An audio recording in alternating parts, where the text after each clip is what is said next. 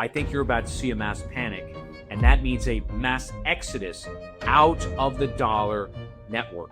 Inflation is skyrocketing, the social contract is breaking, the Fed doesn't know what to do, and we're now in a new paradigm. Ultimately, money is a social contract. That contract has broken. Satoshi understood that in 2008. And I don't think that Michael Saylor understands that. I don't. The Genius Act is basically global financial terrorism via crypto shitcoinery. Bitcoin disintermediates the banking system. It cuts out that third party. That's what makes it revolutionary. There is a darkness, a subterranean evil of sorts that's embedded in a lot of these legacy governments. We just need a new system to reorganize politically, economically, and so forth, and then rebuild. The reset is necessary, but what we need is basically 4 steps. The first is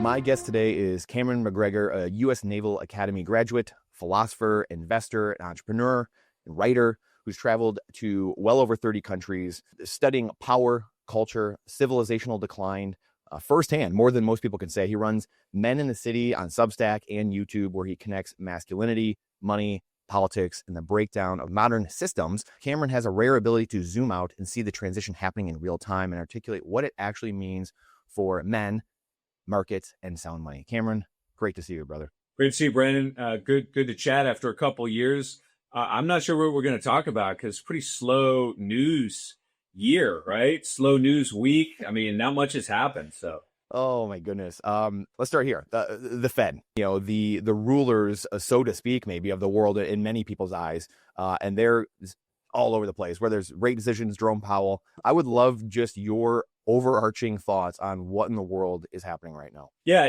the Fed is a good place to start, actually, because we need to go back and understand what the Fed really is. And I'll just say a few things about that. I don't want to bore your audience with the details, a lot of which they probably know by virtue of being Bitcoin enthusiasts. But the Fed was commenced in 1913. It's basically a private cartel of banks. They run the monetary system. As you know, they have a board of advisors. There's a Fed governor, et cetera, et cetera. That's sort of the superficial covering of what they are.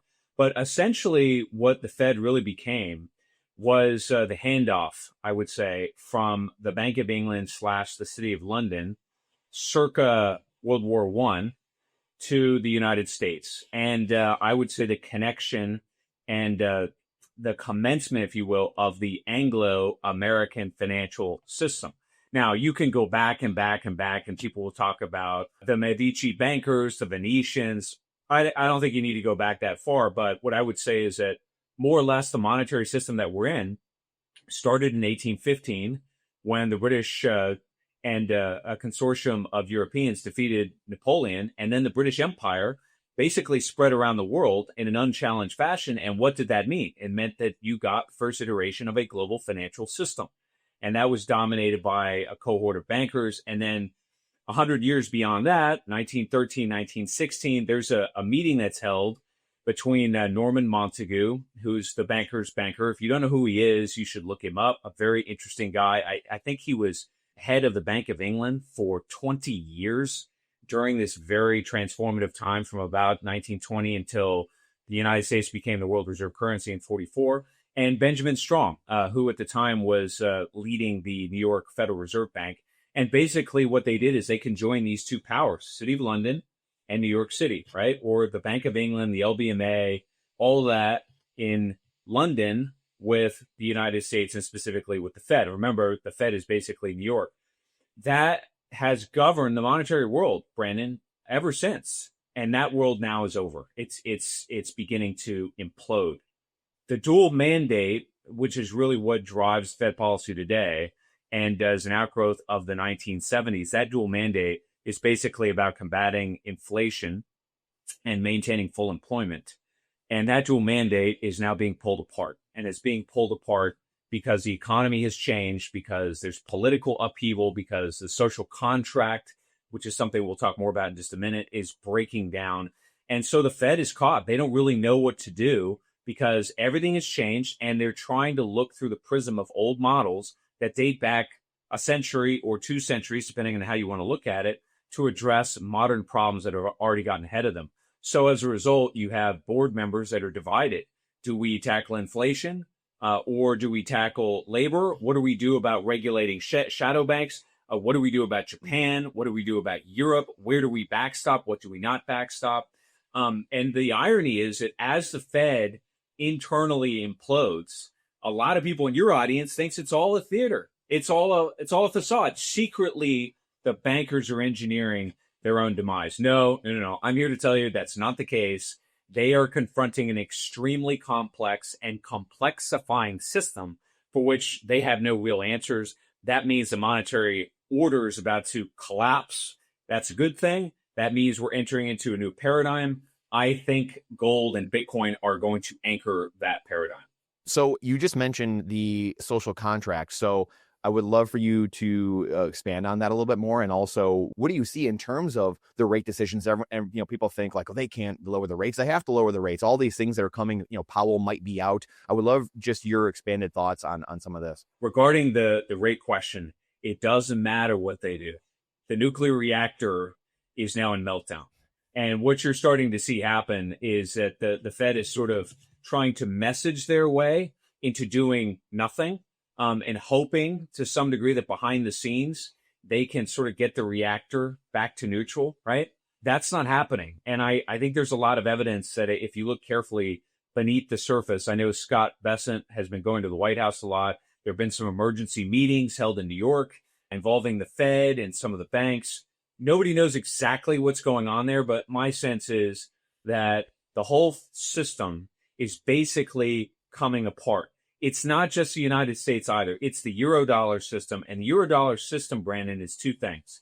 It's the US dollar and US dollar denominated assets, banks, lenders, all of it together. And remember that includes all of Europe, right? It's take the old British Empire and their tentacles, combine it with the United States post World War II. It's all of that. And it's the yen. It's the dollar and it's the yen. That monetary system was always viable so long as it was relatively self-contained. In other words, there was no monetary alternative to it. Well, that has changed now. In China, starting in 2002, as you probably know, and I talk about this a lot, and I just don't think it's well understood in the West, that monetary order fundamentally changed 20 years ago when they established the Shanghai Gold Exchange. In 2014, that became the Shanghai Gold Exchange International, and that combined basically, and I think that this is going to be disclosed in the next year or two, maybe sooner, that combination has shifted the monetary base layer, which is gold, from west to east. How have they done that? Well, basically, there's been a massive repatriation of money, real money, from west to east because the bankers in the West don't think that gold has any value, right? It's just a rock that sits in a bank because of tradition. This is what Ben Bernanke said.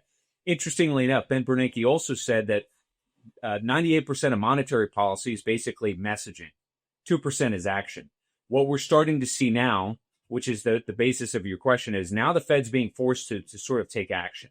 And that means that you're going to start to see unintended consequences for swinging left or right. It means that all of a sudden a very high degree of competency, a kind of surgical set of policies are required to sort of thread the needle. And I think it's already too late to do that. And just to be clear with you, Jim Bianco has said for the last several years, and I think he's exactly right, that we're now in a new inflationary regime. What that means is that inflation is permanently higher, right? It doesn't necessarily mean hyperinflation. What it does mean is that inflation has sort of gained momentum and now it's sort of structurally higher. Well, that in and of itself challenges the Fed's mandate, which is why they haven't known what to do about it. So they just sort of, in theory, maintain the mandate, but that's why they're sort of cutting rates, even though inflation is still high.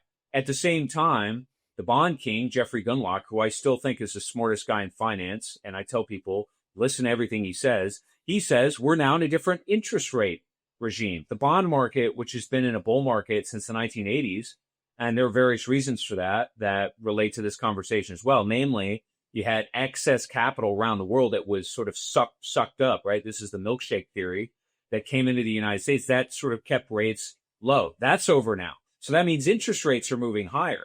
And remember, you sort of got one or the other. Well, now you got both. So the nuclear reaction, rather, has broken containment. It's no longer a controlled reaction. And I think the facility is melting down. And that means that the Fed, in any given meeting, will swing wildly, right? Because they're reacting to what is happening. They're no longer proactively driving market sentiment. There is no forward guidance anymore. There's basically a meeting that's held to give you an emergency update on how screwed up the financial system is. This is what's going on, okay? And remember, and I can't stress this enough, what is it that gives the Fed power? Is it their balance sheet?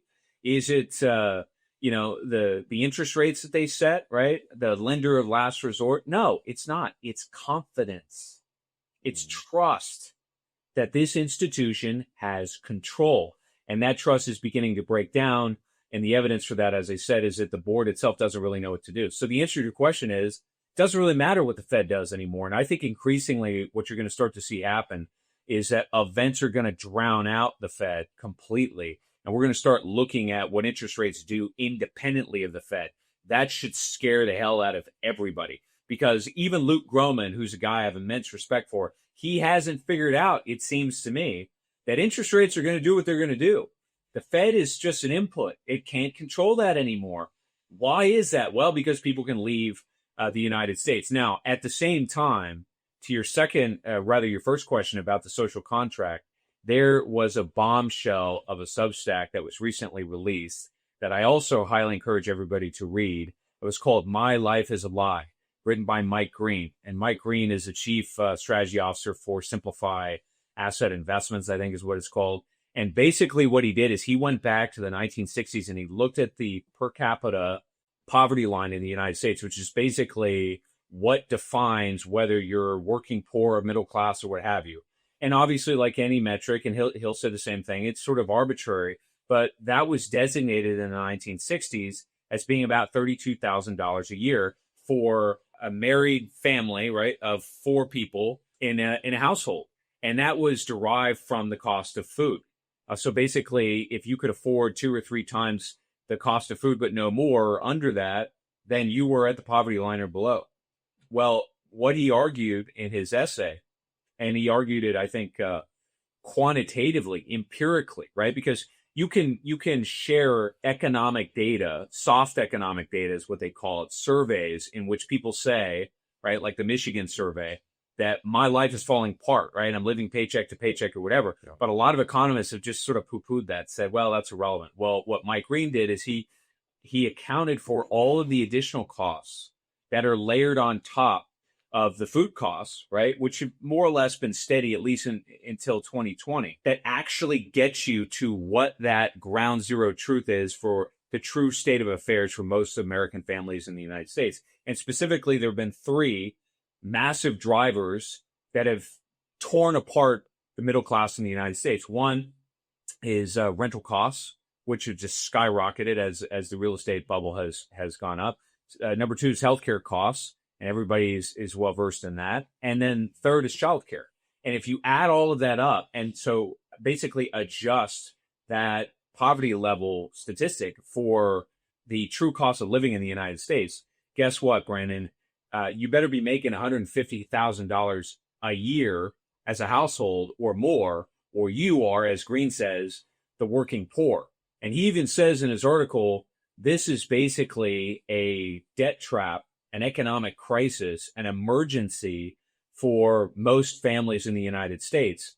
And that has broken the social contract because, as he tells it, I think he's quite right, there's no way to escape, right? If you fall below that $32,000 income level, then it actually benefits you because you're getting help from the government, right? Whereas if you climb until you hit that $140,000 or more rate, you're basically getting poorer and poorer and poorer and poorer. And this is why you have a lot of people that are working 2, 3, 4, 5 jobs, and what they're beginning to figure out, and this is why the social contract is broken, is that there is no way out, that you need a reset, that the monetary authorities, the economic authorities, the political authorities have betrayed you. And then, of course, what Green doesn't talk about is that if you add to that, if you layer on top the breakdown in social cohesion in the United States, weaponizing diversity, open borders, right? And all the rest of these policies that have deliberately harmed Americans and overruled their preferences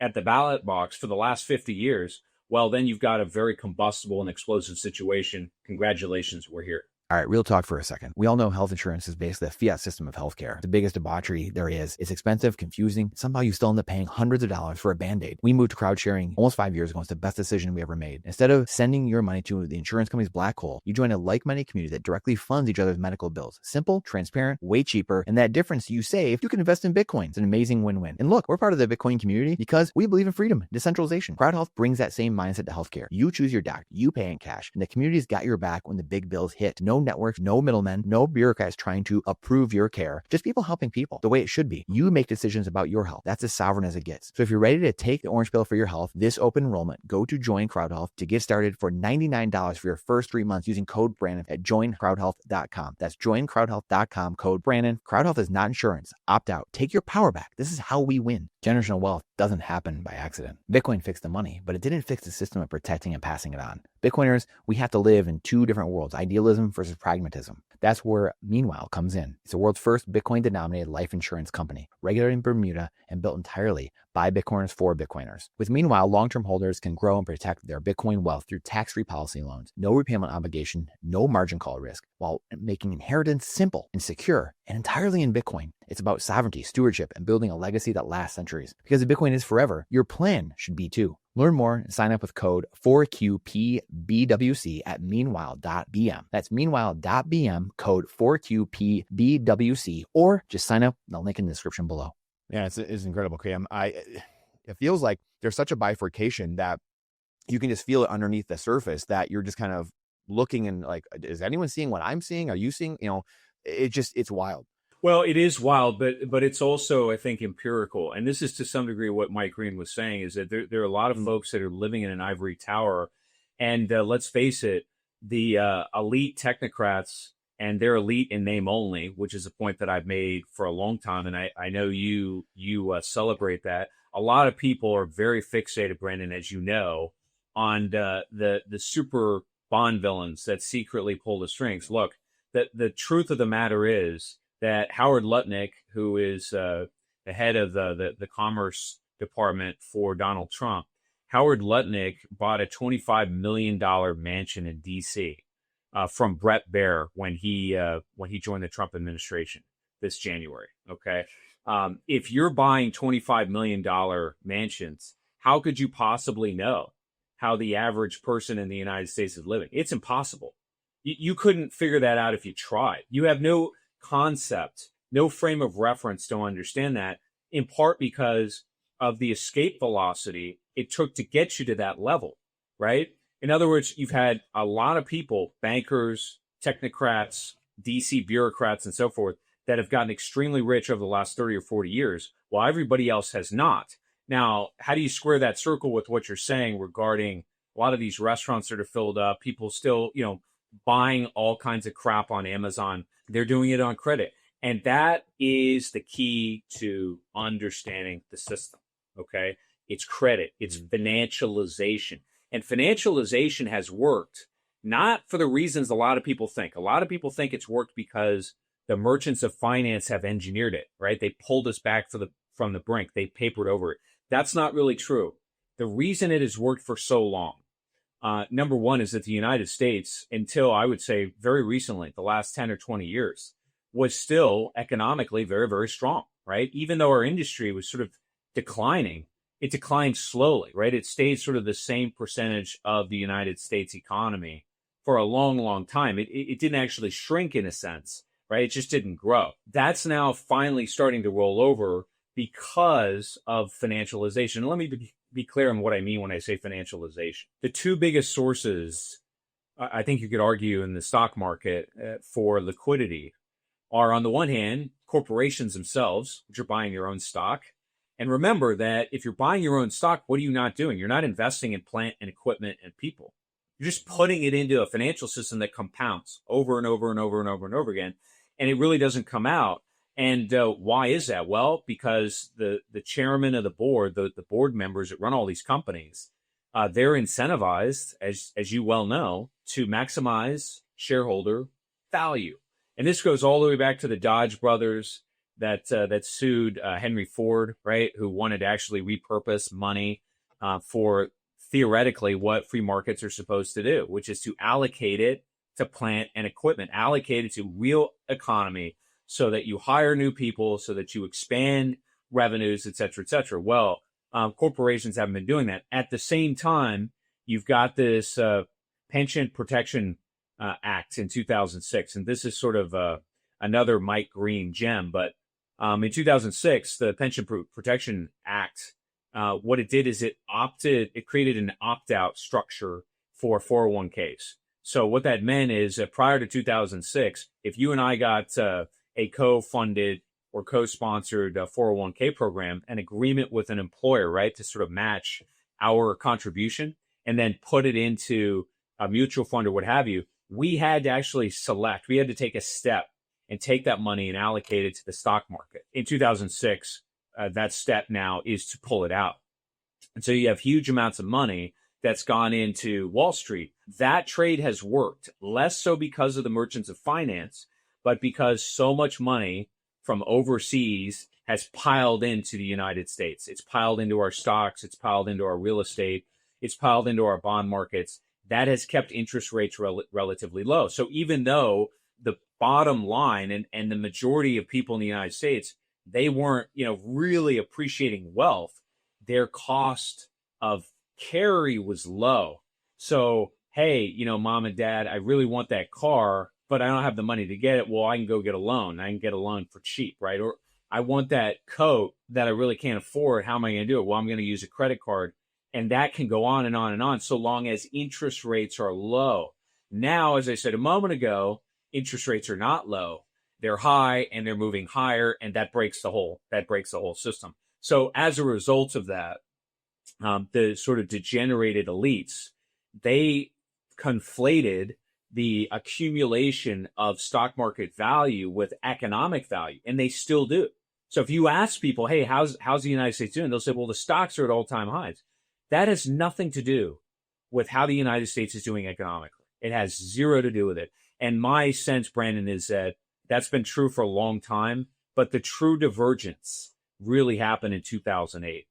2008 was the year that everything changed, and those bailouts are now coming back because a lot of the toxic debt that was bailed out, that was papered over, to use your term, that's still sitting on the books, the Fed, on the big banks. It's still holding up the mortgage market. In fact, you probably have heard recently there's been talk about what to do with Fannie Mae and Freddie Mac, right? Because they were basically put in conservatorship around the time of the global financial crisis. And you've got banking parasites or financial parasites like Bill Ackman who want to IPO Fannie Mae and Freddie Mac because they got a lot of money invested in that. And they basically want to pump it and dump it, right? But why? Because Bill Ackman doesn't have the capital he says he does, because Larry Fink and all the other banking houses, they're tied in to this giant Ponzi scheme of a financial system that's run completely out of control. And a lot of them still don't see that.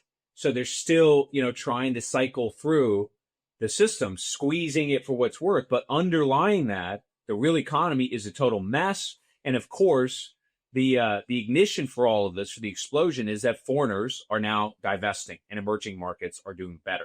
So no longer is the United States the milkshake, and that means interest rates are normalizing, inflation is skyrocketing, the social contract is breaking, the Fed doesn't know what to do, and we're now in a new paradigm. I want to press on this a little further with the social contract and like the FDIC bail-ins that were 3 years ago now. I mean, we were exactly 3 years from when they had their roundtable meeting, and they're laughing, 30 people around the mahogany table sitting, hey, the public, and, they trust the banking system way more than we do. Ha, ha, ha, ha, ha. I mean, this stuff is out there. You have the Cyprus bail-ins, you have bailouts, like you just mentioned, over the last 15 years, and things being ripped apart. You have hyperinflations all over, whether it's the Zimbabwe's or the Lebanon, the currency collapses. Argentina, obviously, with, just it seems like every 5 years or something going on. The EU is freezing accounts, or they're threatening to freeze accounts, bail in your account. So where are we in this movie in that sense? Because is that just all tied together to the social contract? And like, how do we bridge this gap? I mean, again, as a Bitcoiner, and, we used to do spaces together talking about this very thing of, hey, there needs to be an honest ledger. And I feel like that's the 40 and under crowd is just sick of the lack of transparency. There's a 10-tier justice system. There's no transparency in anything that's going on. And that's what it feels like it's ripping apart. And it's not going to be the same ever from here on forward. Yeah. So what you're asking me, which is the $1 million question, and it's appropriate, is what's the straw that's going to break the camel's back?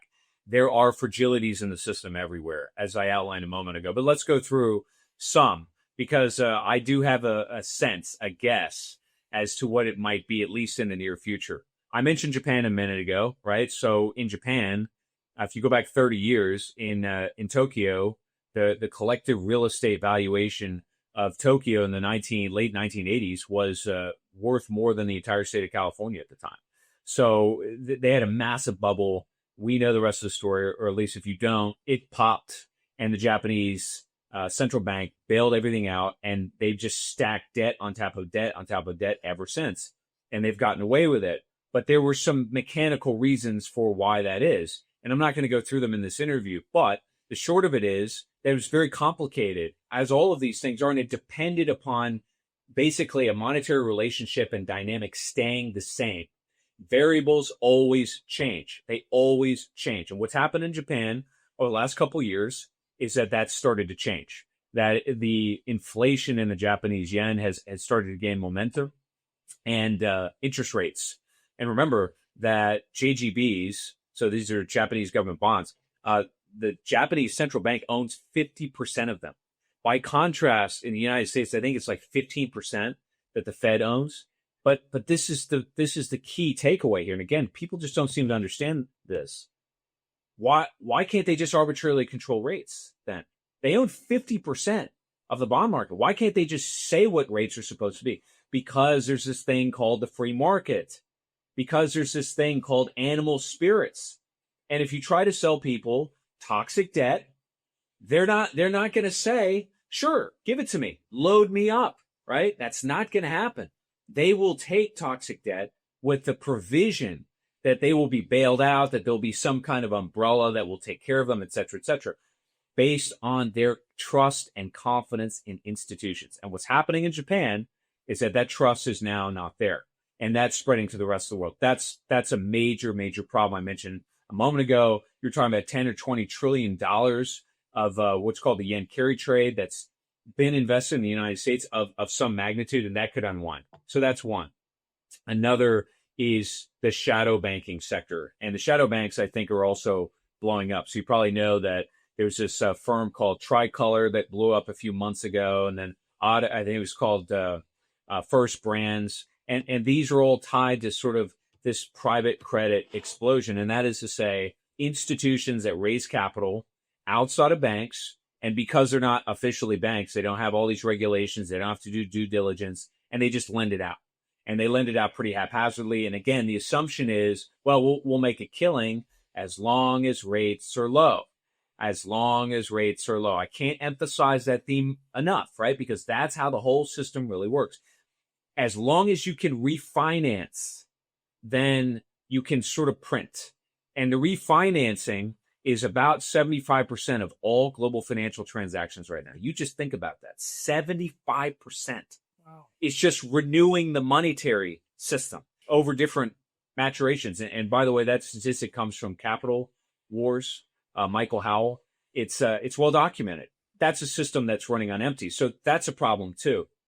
Then you've got the repo markets.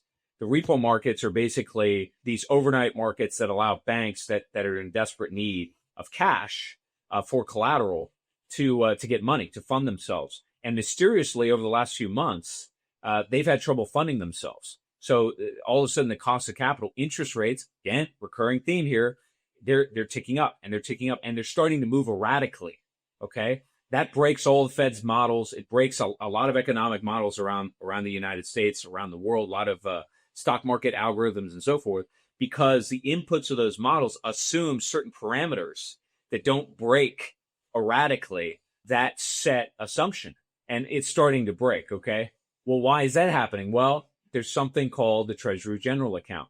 And the Treasury General account is the checking account that the U.S. Treasury Department maintains at the Fed. And historically speaking, it's it's always had, several $100 billion or so that they've maintained there. And that money is basically used to pay for unauthorized funding in the US government, or things that sort of pop up that the executive branch has to pay for. Well, that Treasury General account has swelled and swelled and swelled. Well, why is that? Because our deficits are explosive, because they are skying to the high heavens. And the only meaningful attempt, if it was even meaningful, I'm not sure, to even talk about this or try to do something about it, was this Department of Government Efficiency that came courtesy of Elon Musk. And that lasted about 6 months, and then he was out the door. So people basically said, okay, forget it. We can't do it. The problem is that the debt is so large now that even trying to subsidize government every 90 to 100 days with continuing resolutions means that you have to hold more and more and more and more money in this Treasury General account. Well, where's that money going to come from? It comes from the banks. That means there's less money in the banks. That means that it's harder to get liquidity, right? That means interest rates go up. Now, at the same time that all of that's happening, the U.S. government's having to issue more and more and more treasury bills. Now, what that means basically is that nobody will buy a long-term treasury bond anymore because it's worthless. It's toxic debt. Everybody's figured that out, okay? And despite the sort of tantalizing appeal maybe of buying this asset called a promissory note or bond that's going to pay you 5 or 6%, if you're in debt 35, 40, or $50 trillion and it's compounding, that 5 or 6% ain't worth it anymore. And not only do the interest rates no longer confer anything attractive on you, but the interest rates themselves start to move non-linearly. And it gets worse. Even though they think they've solved this problem by issuing these short duration T-bills, the T-bills now are ending up in hedge funds. And the hedge funds, because they're trying to squeeze whatever value they can, they're making bets like the basis trade. They're basically arbitraging treasury bonds, right, to make money. So now that's blowing up. And, the reflexive response to all this is, well, the Fed's got facilities. It's got liquidity facilities. It's got quantitative easing. It can fix all of this. The problem is, again, you're talking about inputs. These interest rates are going to stop responding to the Novocaine, and they're going to sort of break containment. Okay, all of that is bad enough, but here's the kicker, and this is what I think answers your question, what might break the system completely, okay? And that is, a few months ago, murmuring started to emerge. I mean, actually speaking, they've been out there for a couple years now, but there have been some real questions about the artificial intelligence complex, famously posed by people like Michael Burry, right? Michael Burry, famous for the Big Short. And what they're beginning to ask is, okay, you promised us this productivity miracle. You promised us industrial robots. You promised us singularity. And that means that all of our problems are going to be solved. This is your classic American gambit, right? Do you have to lift weights? Do you have to diet properly? Do you have to exercise routinely to shed your fat? No, you don't. Just take Ozempic and you're good, man. And you just flush it all out. That's what artificial intelligence became. And it worked. A lot of people poured huge amounts of money into this, but with the assertion that they knew the future and that this technology was guaranteed. Now, whether the technology pans out or not, I cannot say. I'm not an expert on artificial intelligence, but there are questions that it may not be as revolutionary as previously thought. And on this matter, I want to cite a paper that was recently released called The Cognitive Collapse Thesis. And the Cognitive Collapse Thesis, and I'll share this with you, Brandon, so you can get it out to your people as well. A lot of research, peer-reviewed research has been done on these language learning models and other AI platforms. And what it's discovering is that iterations of them, so basically putting data into a certain model and then iterating on that so that the model can learn and so forth, actually tends to be regressive. In other words, the quality of information that you get or problem solving gets worse over time, not better. And some of that, maybe a lot of it has to do with the informational input. In other words, bad data, okay? But it gets worse because a lot of evidence now suggests that the more human beings use this data, the dumber they get, the less efficient they get. In other words, if you're writing papers with AI, you're learning less. You're not getting better. This is just one example of a growing library of information that's beginning to raise questions about all of this in terms of the revolutionary effect of artificial intelligence in the short term. All right, as bad as that is, what Michael Burry and company have questioned is some of the accounting tricks that the largest companies in the world, companies like NVIDIA, have been practicing over the last year or two. And that basically is that apparently, in addition to sort of fibbing about how valuable their revenue streams are, right, through something called vendor financing, which is basically lending to people that are buying your stuff, they've been hiding massive capital expenditure. So that is spending on data centers or what have you, in these sort of special purpose vehicles. And the special purpose vehicles are funded by REITs or private credit or God knows who else. Maybe the very same hedge funds that are registered in the Cayman Islands that are making basis trade, algorithmic arbitrages against U.S. Treasury bonds. So what's happened now is that this has produced some fear on Wall Street that maybe this AI thing ain't what we thought it was, number one. But number two, it's massively overvalued. And that could tip the entire stock market over because the animal spirits begin to turn against you. And I think that may break the system. That may be the straw that breaks the camel's back because, and this gets us back to the inception of this whole thing, all of a sudden people lose trust. They start to wonder about their money in the banks. By the way, folks, your money really isn't there. You're going to find that out. It's going to be painful when you do, but you're going to discover that it's not really there. The boomers are going to say, "Hey, should I keep my money in this in this sort of pension plan? Right? Should I keep my money in a mutual fund?" And I suspect in my recent Substack is called Global Margin Call, Sell Everything. I think you're about to see a mass panic, and that means a mass exodus out of the dollar network. And that is the end of the game, folks. That is the end of the game. Here's the good news, though. If that happens, you are going to get a revolutionary monetary system the likes we haven't seen in centuries on this planet, if ever. And I think that means gold in the East, because you have a lot of gold that's accumulated there, as I mentioned earlier, and a lot of economic power that's accumulated in the East that has an incentive to repeg their currencies to gold in some way, shape, or form. What exactly that looks like, I don't know yet, but I think that's where they're going to go. And in the West, I think the banks are so broken, the system is so rotten to the core. As you say, we need a new ledger. What's the new ledger? I think it's going to be Bitcoin. Bitcoin disintermediates the banking system. It cuts out that third party.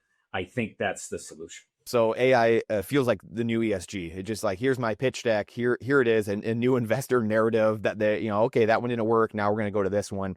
What do you think this revaluation looks like in your eyes, as we move forward? Yeah, let's button up the artificial intelligence discussion with this fundamental understanding, because what I'm about to say, a lot of people just do not grasp. They really don't.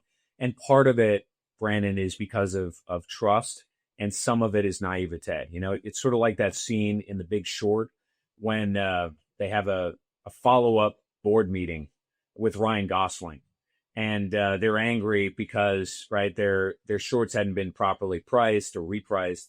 And Ryan Gosling says, you guys pass yourselves off as skeptical people, but you still believe. You still believe in the system. You still believe you're going to get treated fairly. That is exactly how I would characterize a lot of people, even younger people, by the way, who are gambling in the stock market. Yeah, they don't have anything else to do in many ways, but they still think, oh, well, there's this possibility that I can escape via betting my life savings on a meme stock, or they think if everything goes wrong, the government will take care of them. Okay, so that mentality, that illusion, hasn't died yet. It's dying, but it's not dead yet. We're on the path, as they say. We are on the road to Damascus, but we're not there yet. In any case, there are two fundamental allocators of capital in the United States.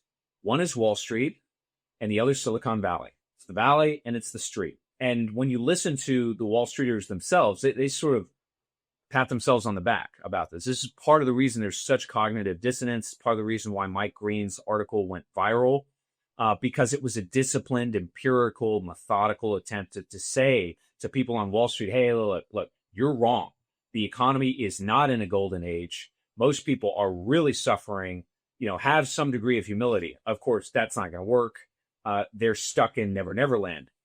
Why is that? Well, because Wall Street and Silicon Valley have basically been misallocating capital in the United States, I think, for at least 20 years, if not more. And this is beginning to register. It's beginning to come into public consciousness. The AI complex is perhaps the apotheosis of that, right? We are in desperate need in the United States of natural gas pipelines. We need to build new refineries. We need an infrastructure overhaul. We need new engineers, right, of all kinds. We need to retool our educational and training pipelines. We need to reindustrialize all of these things. Are we doing that? No. What we're doing is we're trying to create pump and dump schemes. We're sort of creating financial fugazis under the umbrella of artificial intelligence to maintain the pretense of innovation and dynamism. It's bullshit. It's just crap. It's a fraud. So Wall Street grift is well known. Silicon Valley grift is much less so. That entire area needs a retooling as well. But if you go to Silicon Valley, I don't know if you've ever been there. I have. Basically, you walk into these giant complexes, and what's happened over the last 30 years is the middle class that used to be the bedrock of San Francisco and gave it an art scene and a strong communal sense. It's a very vibrant place. That has been killed by these tech companies, which were never as profitable as they claim to be, were never as revolutionary as they claim to be.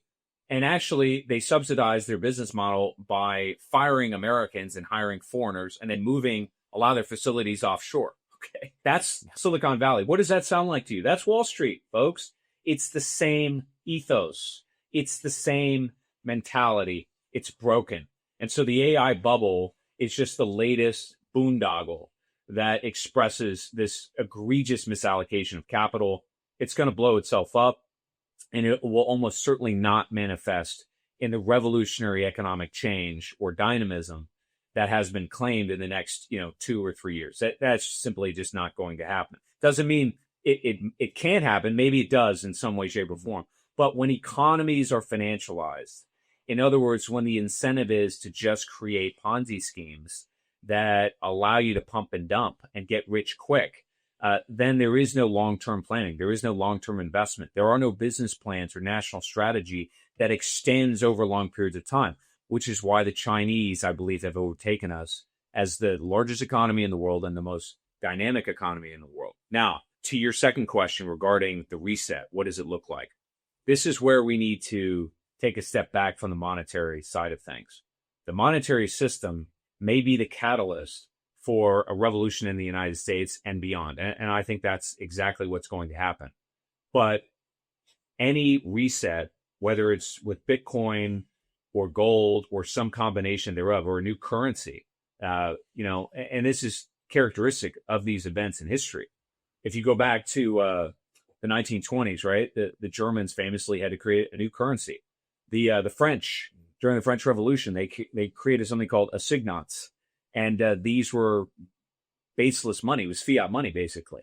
And they created massive inflation. It was a mess. It was a mess. In fact, there's a great book, I think it's called Inflation in Revolutionary France, in which they talk about committee after committee after committee. You had very brilliant people that talked about what the French government should do, right? The revolutionary government.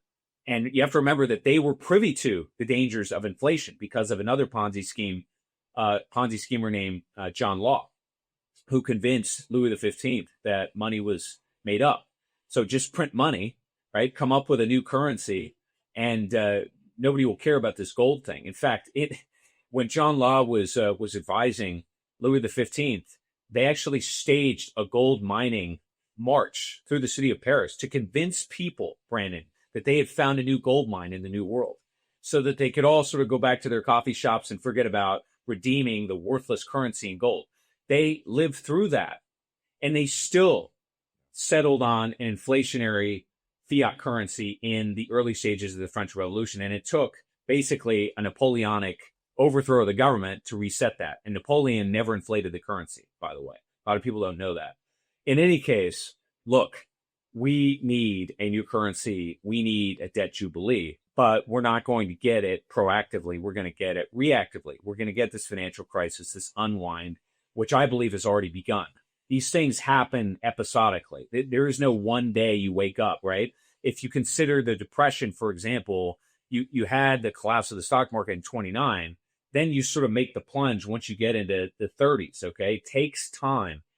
I think for us, the demarcation line historically, when we look back, will be COVID in 2020, because that was really when the money printer went absolutely berserk. It's also when the economy was put on lockdown. And so small businesses, not just in the United States, but in Europe, they never recovered. So that the wellspring of your real economy just popped. And obviously what compounded that was the reconfiguration of supply chains around the world, in which, largely speaking, the Chinese just said, you know what, the hell with this. We don't want to deal with these people. So we'll just reroute our supply chains everywhere else. In any case, the system is careening out of control. It's going to blow up. But when that happens, you're going to get a political revolution in the United States. That means that we're in a post-constitutional order. We're going to have to reorganize the state. We're going to have to reorganize the government. Again, these are things that Trump sort of haphazardly or incoherently said, but there was never any reason to believe he could achieve revolutionary change without the revolutionary reset. The reset is necessary, but what we need is basically 4 steps.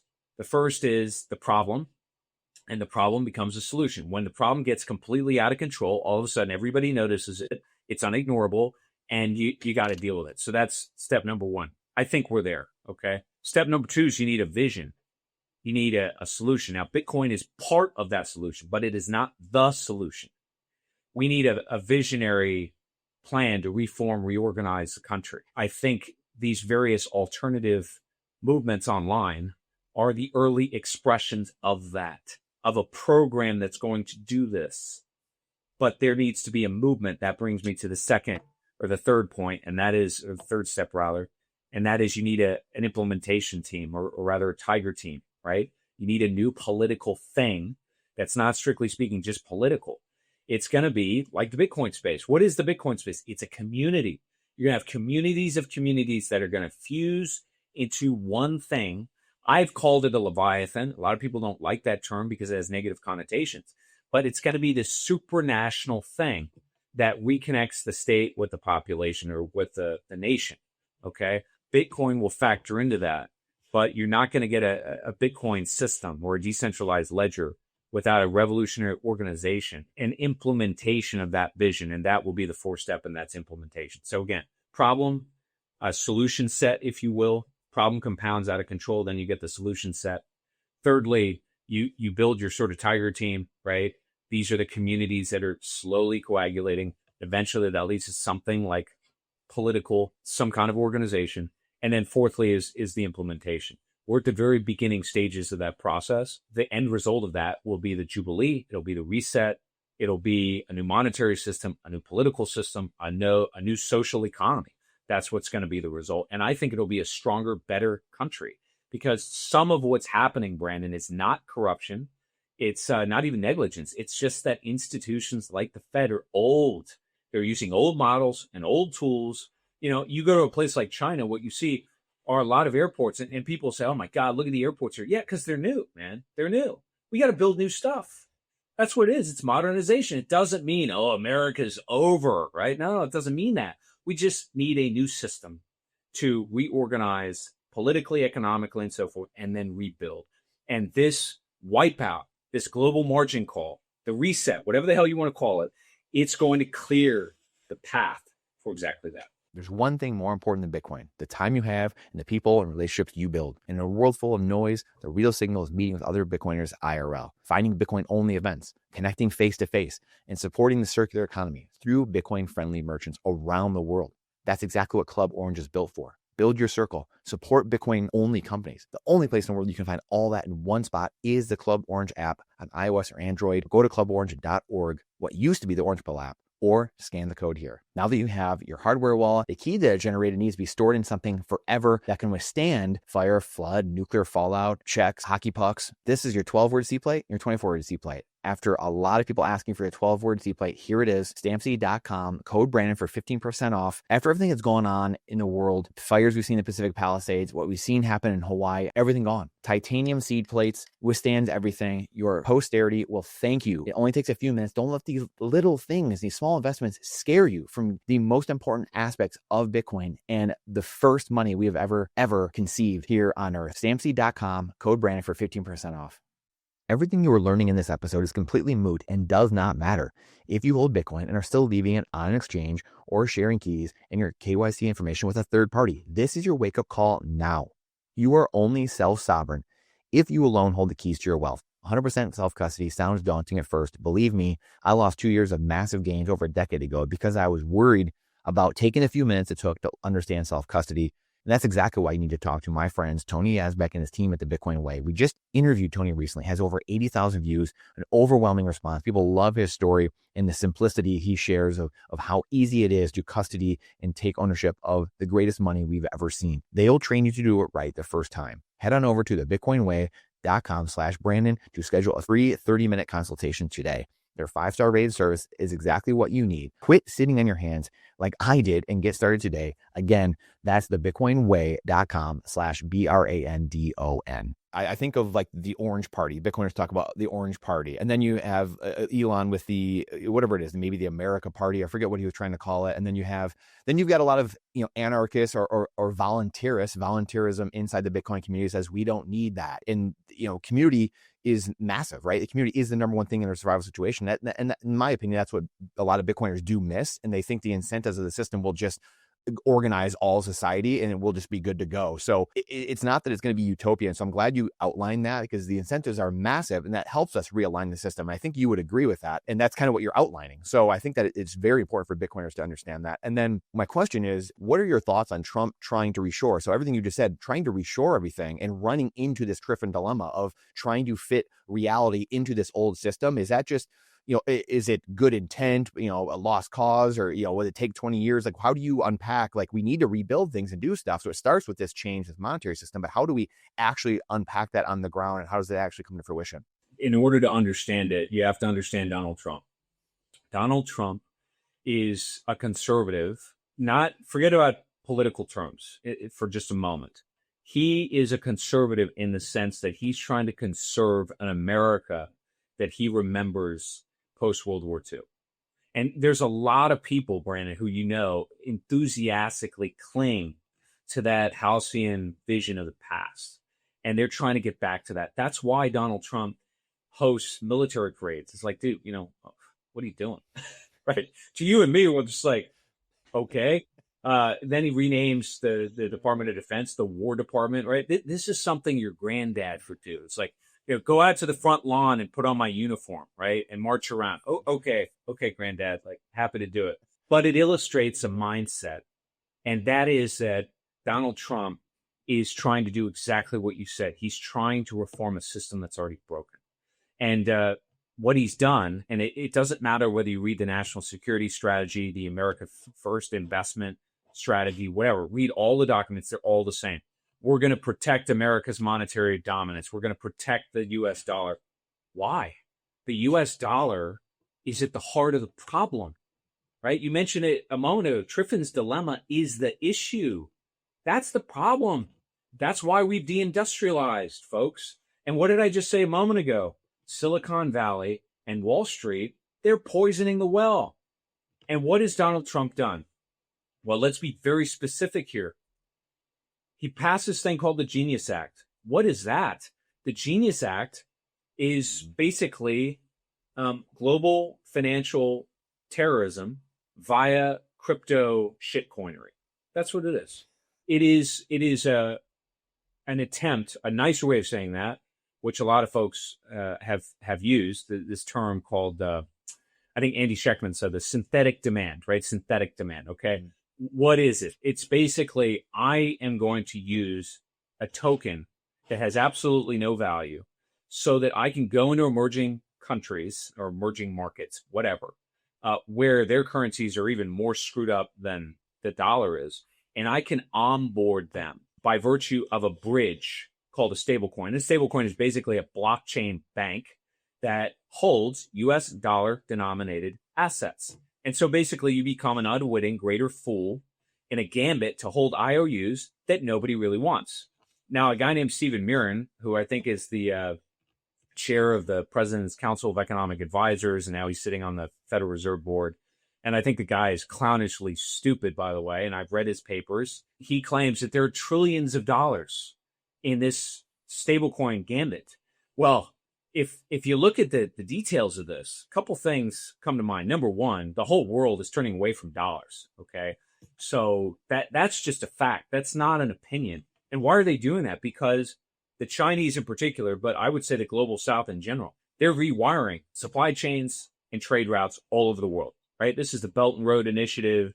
The Chinese are building ports in Peru that are going to revolutionize trade in South America between Asia and countries like Peru, Colombia, whatever. They're building infrastructure in Guyana. I mean, they are completely changing the mechanics of economy around the world outside of the dollar network. That means that goods and services that people need, yeah, they're coming from China. And that means that those countries are basically repurposing towards that direction. This is true all over Latin America. Latin America is in our hemisphere, okay? By the way, just as an aside, some people think that this is partially motivating this ridiculous war in Venezuela.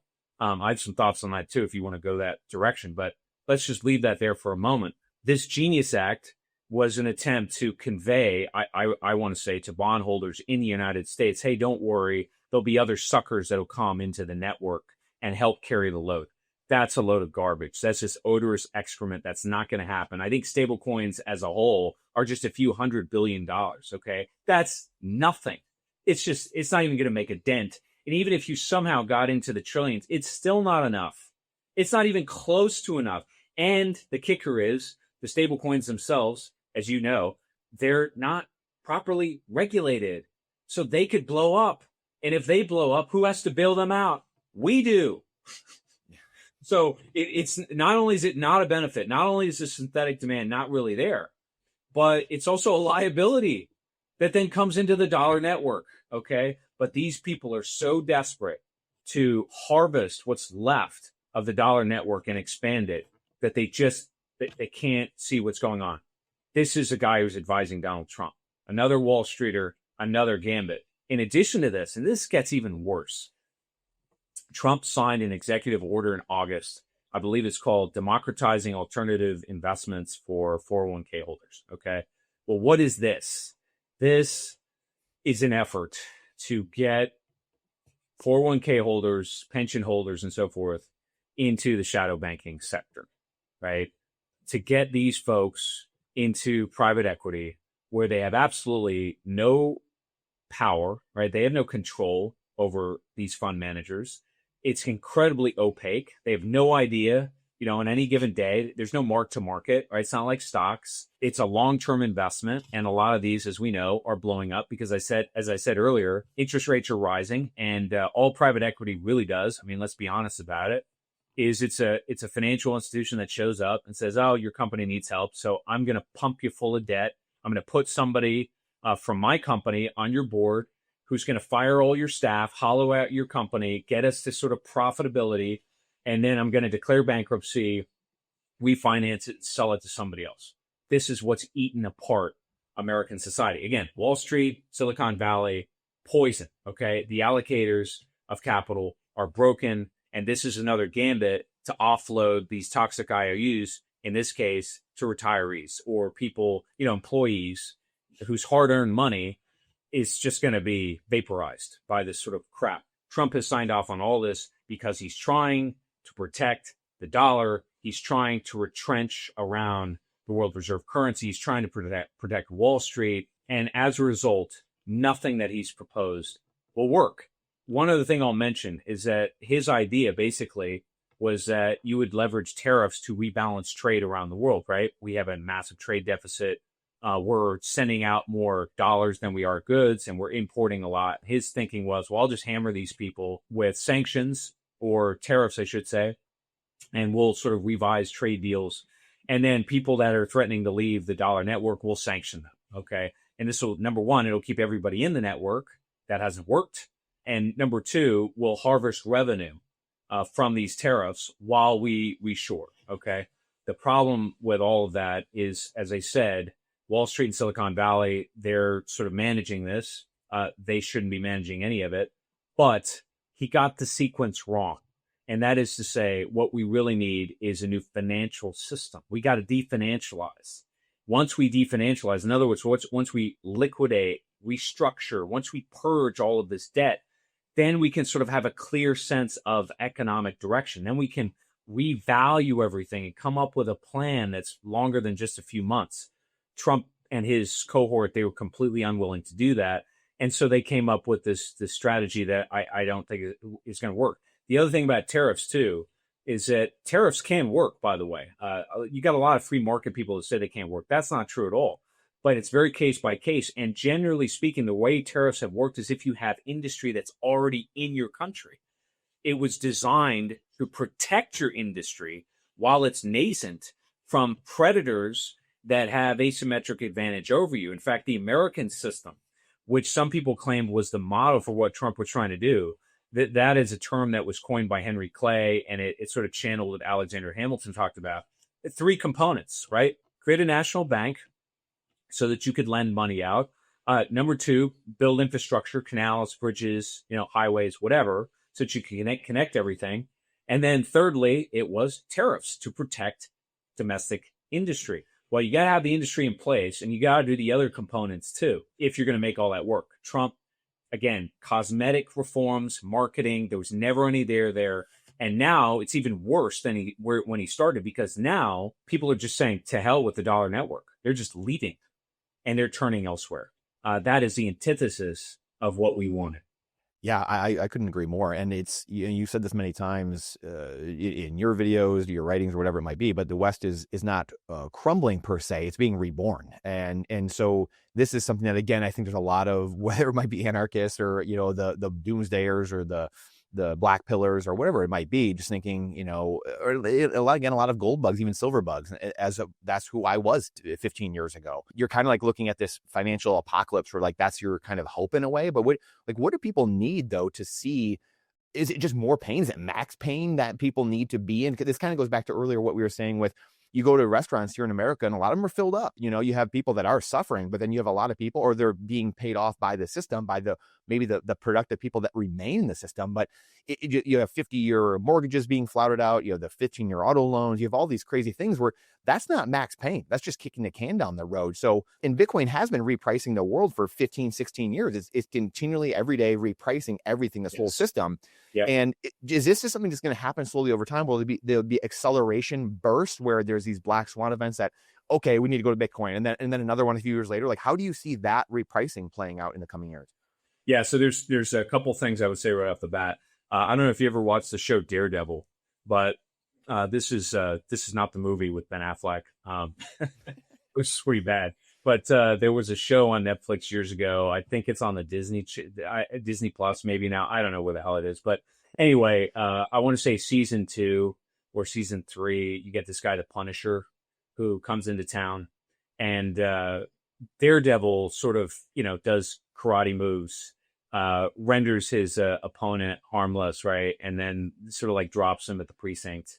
And, goes home. It's the Batman. He's basically Batman, right?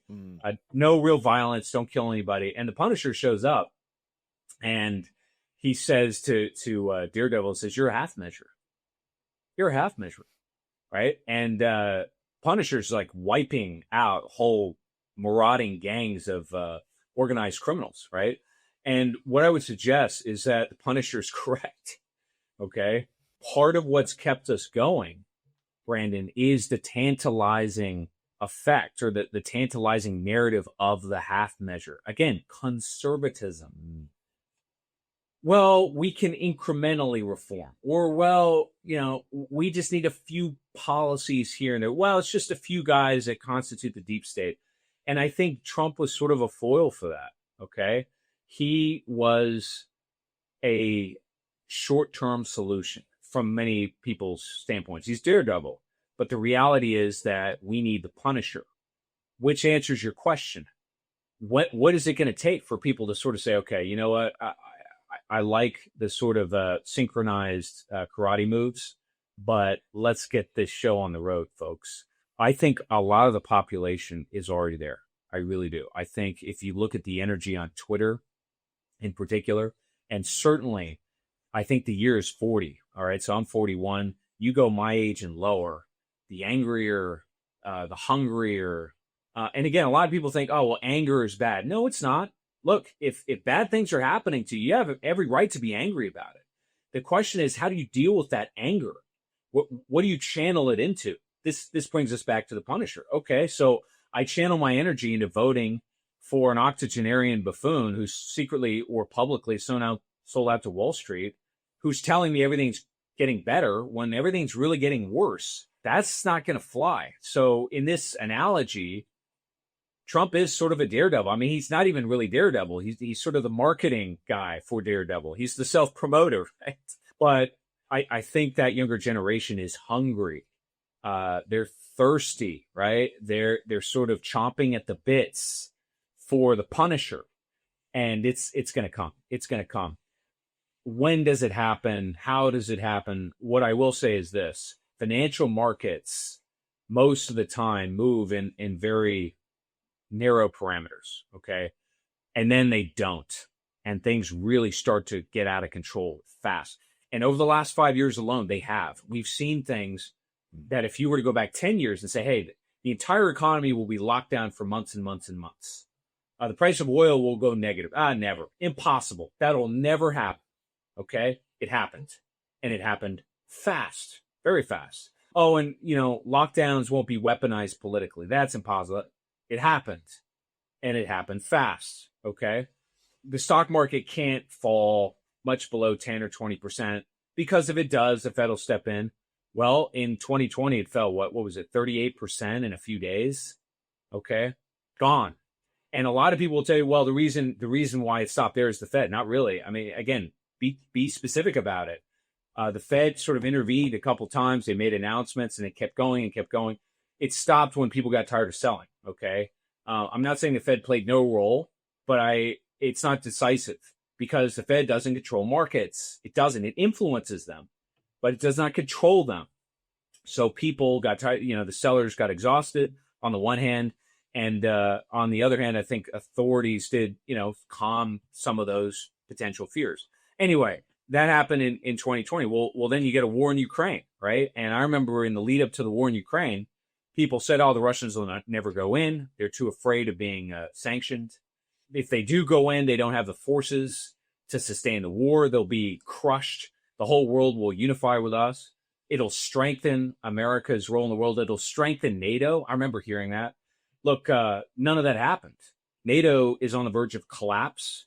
The United States is openly talking about divesting from the European, security strategy in general, not abandoning it, but divesting from it, restructuring it. And the Russians and the global South, they're, I think, in a much stronger position today than they were several years ago, because all of a sudden things changed, and they changed fast. It may not seem that way. But look, we're only talking about 5 years here, folks, right? I didn't go back to 2012 or 2008 or 1999. I just went back to 2020. I think Ray Dalio's got it right. We're going to have a cardiac arrest. That's what's going to happen. The system's going to seize up. There's going to be an aggressive shift from real euphoria, or maybe you might call it passive euphoria, right? I think we were in active euphoria. Now we're in passive euphoria, meaning it's not really FOMO. It's I got to be in the market, but I don't have to chase it. We're going to go from that to fear and panic quickly. And who knows what could catalyze that? Could be a war in Venezuela. Could be a reignition of conflict between Iran and Israel. It could be bellicosity in South Asia or in East Asia, rather. It could be any number of things. It could be a banking crisis. It could be this AI bubble pops, all this sort of stuff. But regardless, sentiment will shift. And then all of a sudden, the creeping doubts that are already there, let's be clear, they are there. That's obvious from these swings that you see. All of a sudden, that's going to go into hyperdrive. And that's when the social scarring that's underneath, that's filled with younger men in particular, who feel like the system is broken. It is, and there's no way out temporarily, and they're right. All of a sudden, that's going to be activated. In the meantime, we're just sort of stuck in the in-between time of sorts, but we're still marching in that direction. Awareness is still growing. Yeah, it does feel like we're in a certain type of purgatory, that waiting phase. How do you see this, like the hippie bubble popping? I always call it the hippie bubble, like this next 10 or 20 years where the 40 and under crowd basically becomes, hey, we're running everything. How do you see this shift? Because how you see it is how I see it too. You're gonna have a lot of the West, like this technological Bitcoin, and then you're gonna have the East in the sense of this gold. They have a lot of the gold. So you feel like these two systems. How do you see that shift playing out in the coming decades between this fight almost between Bitcoin and gold? The first question regarding the generational shift, I think to some degree it's already happening. Certainly it is happening on social media.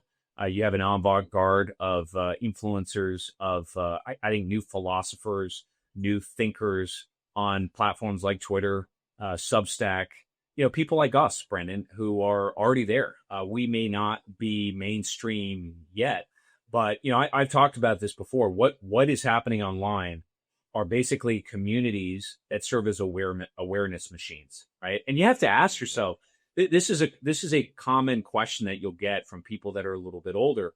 Why are people going into Twitter spaces? Why would you even do that? You got to think about that, right? Take a step back. Why do you do it? Well, a couple reasons. One is because you're looking for other people like you. You're looking for community and connection, which is ironic because you're doing it in a virtual setting.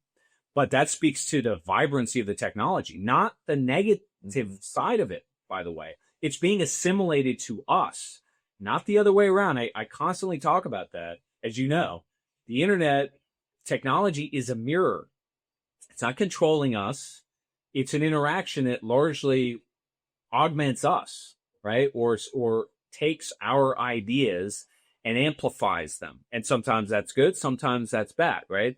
An obvious application of this is dating. What a lot of these dating sites did is it took what every woman, okay, she wants the guy in the Hallmark movie who's 6'5", who has waterboard, right, wash abs, who looks like Ryan Gosling, who is secretly humble, but he's inheriting a cherry orchard that's, next to the best wine, whatever it is.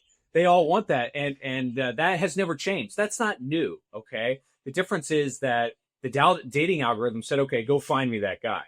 And so that guy doesn't really exist, or if he does, he's 2 or 3 guys, one of whom is probably Ryan Gosling. So the rest of you are screwed, okay? But women are figuring that out, and that's why the younger generations are increasingly using the internet less. Anyway, the point is that there is a dynamical relationship between the two. And I think more than anything, alternative media, since 1996, by the way, this is another key demarcation, because you had the Telecommunications Act of 1996 that consolidated all online, print, and televised media into just a few conglomerated institutions and monopolized control of media in ways we'd never seen before. And you would think, okay, they monopolize control of everything, therefore they can propagandize the population and make everybody stupid. Well, the opposite happened. Faith, trust in media from that 1996 Telecommunications Act, in which all of these megalithic institutions were established, right? And swallowed up the entire horizontal and vertical news media complex. Nobody trusts them. Nobody believes anything they say. So they went to alternative media, okay? And that created these sort of awareness machines and community, right? And that has become, I think, the wellspring for a serious movement in this country that's going to change the world, okay? And I think it is specifically, it's caught these younger men who didn't really know what else to do with their time, all right? And it has weaponized them. It has accelerated their awareness. It has organized them to some degree. So they've already sort of grabbed the baton. And you can imagine, I'm sure, Brandon, you've had this experience, there's already sort of debate happening between younger generations and older generations. And now older generations are being converted as well. It's not like these Twitter spaces are all filled with younger people. They're not. There are a lot of older people that join these too. Yeah. So that has been a coagulant. Most of the people watch this show. Yeah, I mean, That's most right. people watch a show are 35 to 65. Yeah, That's exactly right. And there's something else here too. And I wrote about this in my latest Substack.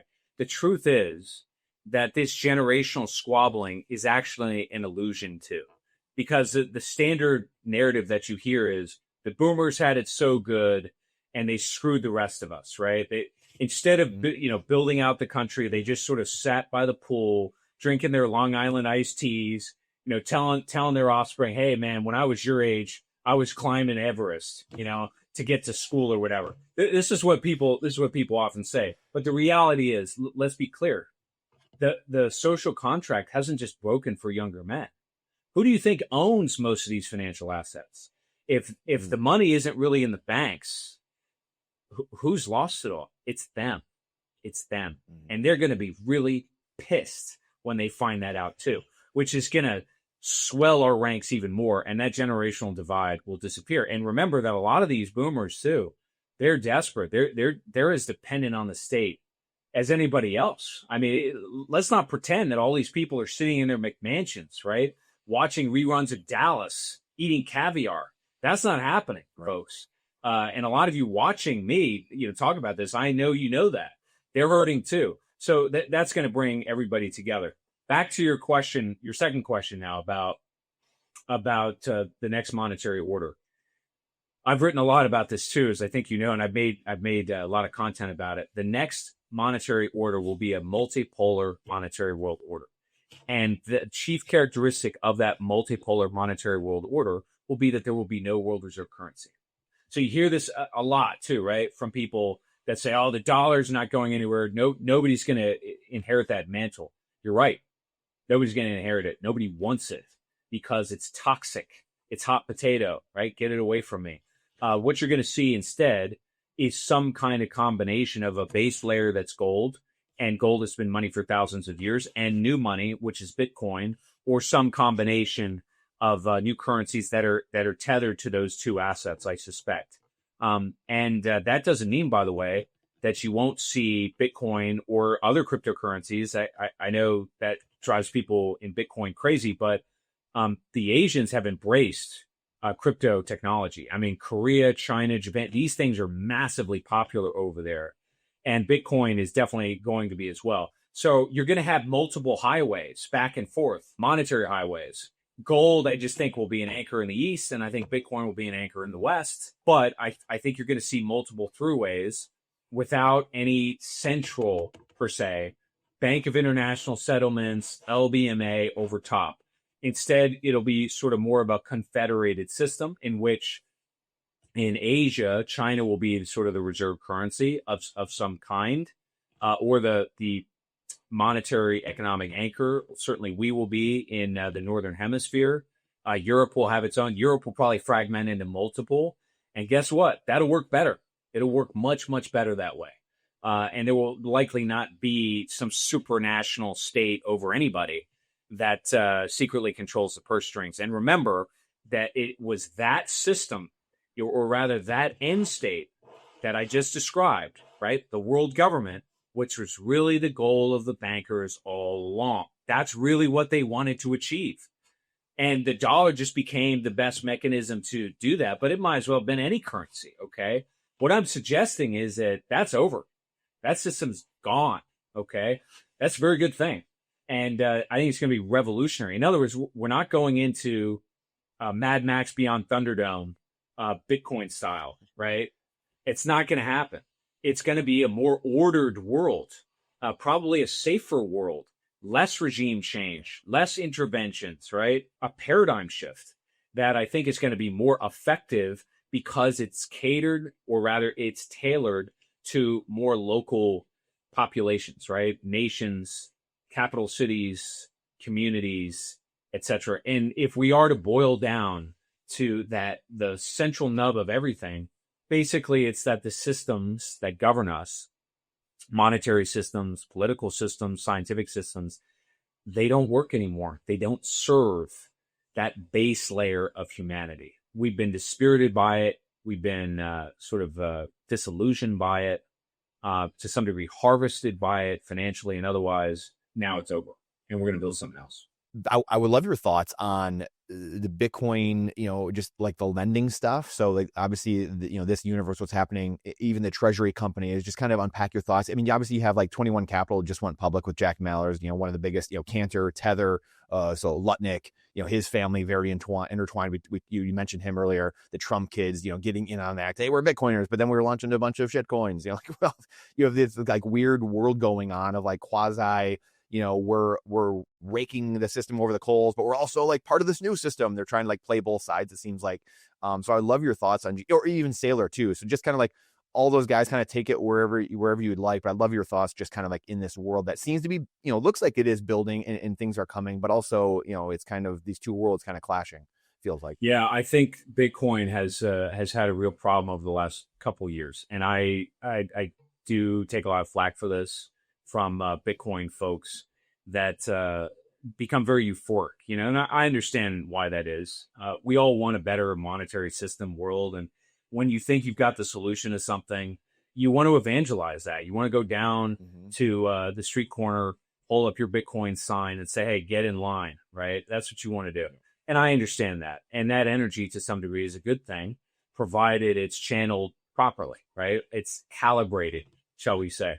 But Bitcoin over the last couple of years, Brandon, I think has been financialized. And the asset has gone up, right? It's gone up substantially, higher than I expected it to. I thought it would sort of peter out around 100K, whereas I want to say it hit somewhere in the 120s on its way to 130. And who knows, maybe it goes to 150 before this whole damn thing sort of crumbles. But unfortunately, what that's done, and there are some positives to this too, but I think that the larger effect has not been good. And that is to say, everybody just is obsessed with price. Oh, Bitcoin just goes up. It just goes up. That's not really what the asset is about. And that all really started, in my opinion, with Sailor. I wrote in a Substack about this, which got absolutely no attention. Everybody hated it because they said, look, Satoshi was right and Michael Saylor was wrong. Bitcoin is not a store of value. Now, maybe it gets there, right? And people will obviously say, well, I bought Bitcoin way back when, and it's just, okay, fine. But that's somewhat separate from what I'm talking about. You could make the same case for NVIDIA, all right? Doesn't mean NVIDIA is a store of value, all right? In any case, Satoshi said that Bitcoin is a trustless banking system or a trustless monetary system. It's why he wrote the white paper. It's the inception of Bitcoin.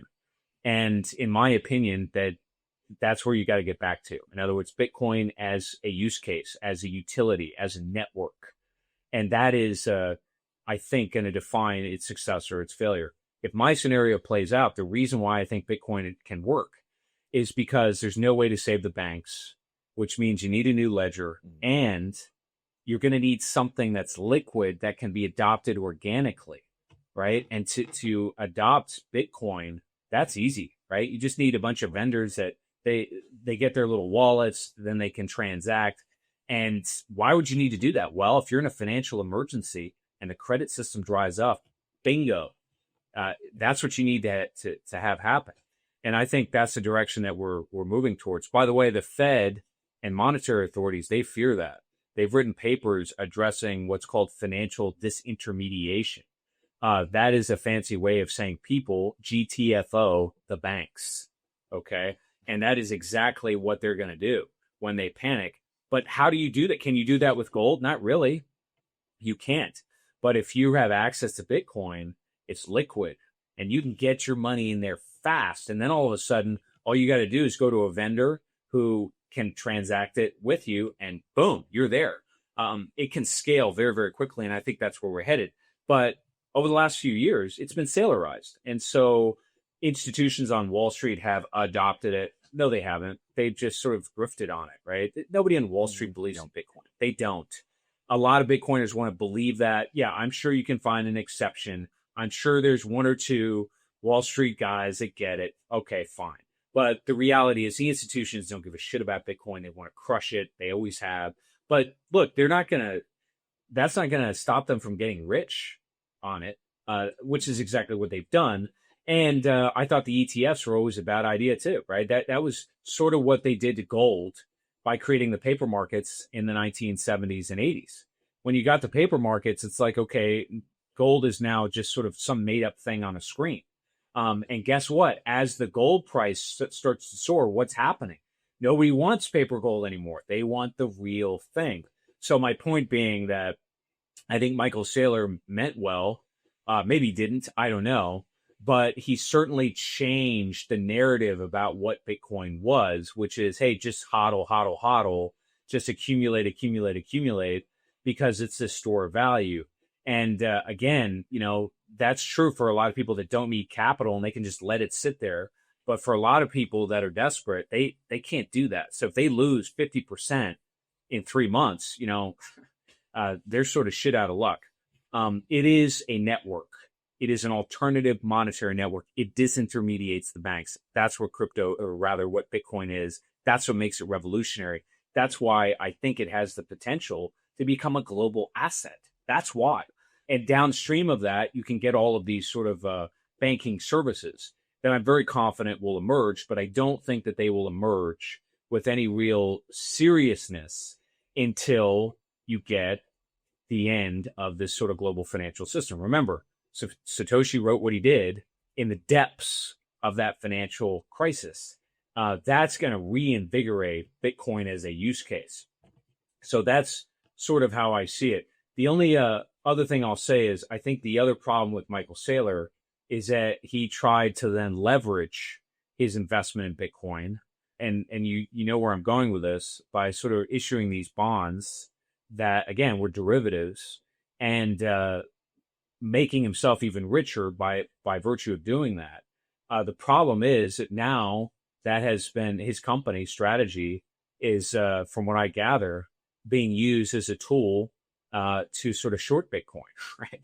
So you have financial firms on Wall Street that are shorting strategy as a way of bringing down the broader Bitcoin market. And I happen to think that if things really go awry, and I think they could, strategy may not survive. I don't know. And you can imagine that there could be massive cascading effects on Bitcoin in the short term. Bitcoin will be fine. It'll survive. It's an anti-fragile asset. And maybe that's a good thing. Maybe it'll purge it again of a lot of this crap. But I never bought into the strategy thing. I don't like the ETFs. And I sort of read it as Wall Street's attempt to tame the beast that is Bitcoin. I don't think it's going to work. And I think this next pullback, and I think Bitcoin's headed for a big one this time as well, I think it'll permanently sever that bridge. And that's what should happen, right? Bitcoin should not be a gateway. It shouldn't go back and forth to the dollar. It should be its own sort of self-contained monetary system. Now, that being said, in the new monetary order, maybe it reconnects, right? Somehow. That's fine, but not in its present form, because in its present form, what is the dollar system? It's a virus. It's a virus, and it spreads via dollarization. And that's what you're seeing in Bitcoin right now, is the battle between this new asset that's supposed to disintermediate it and the virus that is the dollar. And as you said, like, this revaluation is an expression of Bitcoin trying to sort of overtake the virus, right? To serve as that antidote. Yeah, it feels like the Wall Street fear and greed on both ends, right? Like, hey, we're in it because we're going to extract fees from you, ETFs, all this garbage. And then the greed, or the fear part is, hey, we want to tame the beast. We know we can't kill this code, this protocol. So how do we, tame it? Yep. Like you said. So that's right. That's what it feels like. Yeah, feels like, seems like, smells like, sounds like. Just it does. I think Michael Saylor's a brilliant guy. I do. I think he's a highly intelligent person. He's done the hours to understand Bitcoin, and I'm confident he understands it better than I do, which is why I'm sort of calling him out to some degree, because what he discovered is that by taking this angle of attack, or this vector, that he could scale even faster. Regardless of whether or not that had anything to do with the fundamental value of the asset, which I know he's privy to. Okay. Basically, he talked his book, and that can happen to anybody. It can. And maybe some of what happened is that he got really famous. He became sort of an icon in the space. Mm-hmm. And that does lend itself to megalomania, So I sort of jokingly tell people, and this goes for you too, Brandon, if I get too big for my britches, I expect you to sort of say, hey, Cameron, I remember when you were in a Twitter space and you said something so clownishly stupid that I blocked you. and didn't talk to you for a week or whatever. I mean, this is what you need, people like that around you to sort of keep you in check. I think this is an opinion, but I think that Satoshi's vision was correct. And I say that because of everything we've talked about on this program. Ultimately, money is a social contract. That contract has broken. Satoshi understood that in 2008. And I don't think that Michael Saylor understands that. I don't. And maybe that's because he's a rich guy. Okay. And he's got so much money that like he's just above it now. But look, man, people are hurting because of this dollar virus. We need something new. And that's not, the solution to that is not just hodl, hodl, hodl. It's, hey, we need a rewiring of the whole system. And I think that's what Bitcoin's going to do. Yeah. And it's wild because you see, Jack Dorsey, who's someone I don't agree with on everything and what he's actually doing, which is unbelievable, and in spreading Bitcoin, like you said, the network, the medium of exchange. So businesses, people all around the world can use it. It really is remarkable. And like your point too, I mean, a lot of the ETF, all this Wall Street stuff the last few years has taken all of the attention off of building and educating and doing what one guy, Jack Dorsey, was doing behind the scenes. Well, there should have been 10 guys doing that billionaires, or, other people doing that too. And then on top of that, the ETFs, all these things, like everyone's like, oh, this would be validation. Countries are getting an ETFs. And it's like, what has price done? It's gone down, Right. It didn't play out the way everyone thought it would. So anyway, to your whole and point. that's exactly the point, right? Because if it's price uber alles, if it's price over everything, right? And this is what bedevils passive flows too. Passive flows are algorithms that just buy. They are a marginal buyer based on where the price is. There is nothing else. I thought Bitcoin was about something else. I think it is. But if it's just price, then what are you going to say when it goes down? Like, what's your argument? Right. It's nothing. Right. And Bitcoin will go down for periods of months, maybe years. Who knows?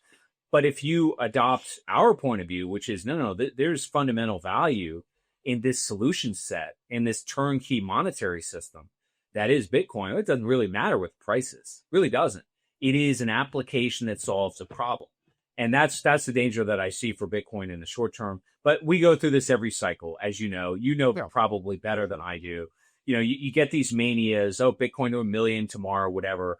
And then it washes out. You're right back to, Bitcoin's worthless. It's this, So anyhow, it is what it is. Yeah.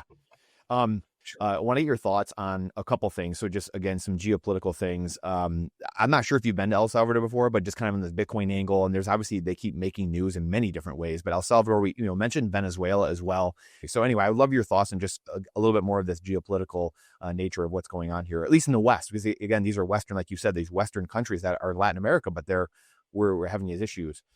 Okay. I think a good vehicle to use to explain the geopolitical situation. And frankly, these days, I talk more about geopolitics than anything else. I guess that's what people want to hear from me most. I don't know.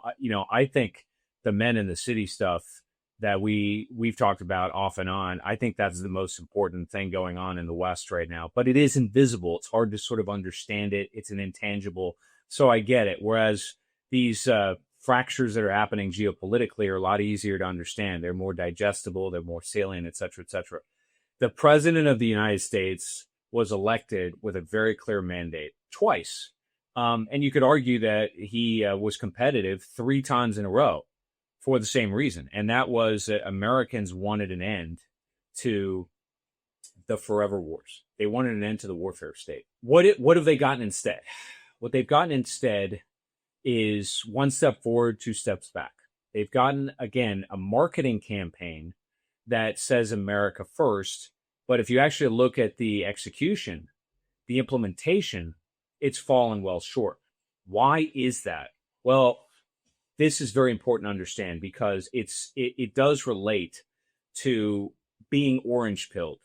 If you're going to become orange pilled, what do you have to do? Really, you have to understand the fiat currency system. You have to understand fractional reserve banking.